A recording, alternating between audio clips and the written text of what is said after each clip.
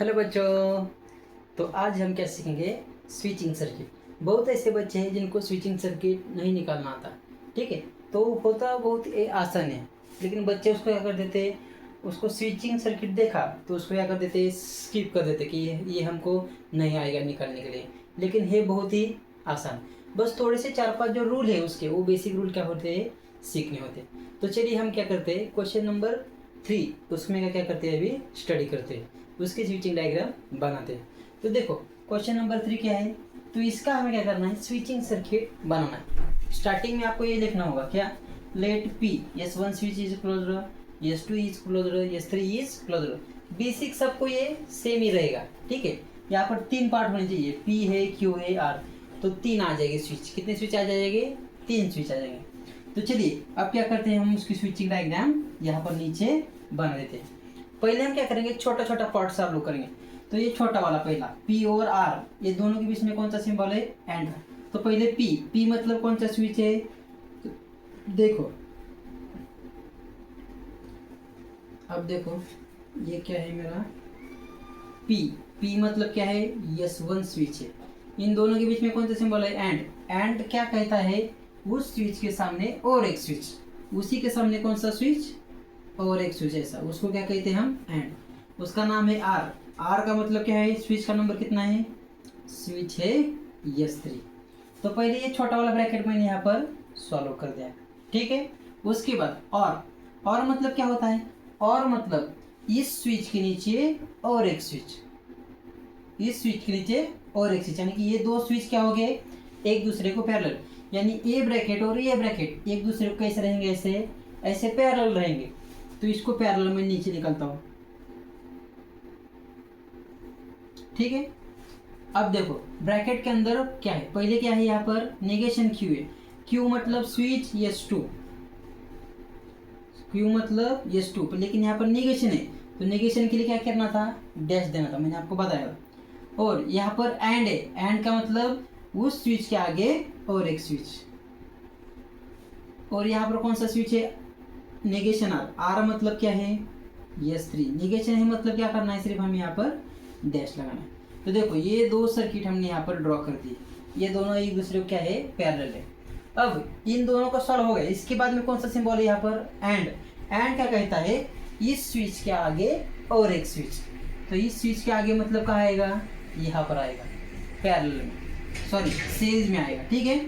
अब देखो अब ब्रैकेट के अंदर क्या है, यहाँ पर नेगेशन P है। P का मतलब S1, कौन सा स्विच है ये, S1। लेकिन नेगेशन है, नेगेशन मतलब क्या होगा, S1 डैश होगा। अब देखो यहाँ पर कौन सा सिंबल है, फिर एक बार एंड है। एंड का मतलब उस स्विच के आगे और एक स्विच हो गया। अब नेगेशन आर है, आर मतलब S3 है, नेगेशन मतलब S3 डैश। हमने पूरी तरह से स्विचिंग इसका क्या हो गया, सॉल्व कर दिया, ठीक है। अब इसको क्या करते हैं, हम बैटरी जोड़ते। तो देखो यहाँ से हम क्या करेंगे, इसको एक पावर सप्लाई यहाँ पर जोड़ देंगे, यहाँ पर एक लैंप लगाएंगे, ठीक है। और करंट की डायरेक्शन दिखाना मत भूलना, यहाँ से करंट ऐसे आ रहा है, ऐसे करंट यहाँ से जा रहा है, आपको करंट की डायरेक्शन दिखानी है, ठीक है। करंट की डायरेक्शन क्या होता है, मार्क होता है, ठीक है। तो इस तरह से ये होगी इसकी स्विचिंग डायग्राम, बहुत ही आसान है। बस आपको ये दो चीज़ रखनी है, एंड का मतलब क्या होता है, स्विच के आगे स्विच, और का मतलब है ये स्विच उसके नीचे दूसरा वाला स्विच। समझ में आ गया। अब देखते हैं इसमें का नेक्स्ट वाला क्वेश्चन, ठीक है। आप इसको राइट डाउन कर लो। अब देखो ये 4th वाला क्वेश्चन। अब देखो इसमें क्या कहें, अब आपको ये समझ में आ गया, P मतलब S1 होता है, नेगेशन मतलब S1 डैश।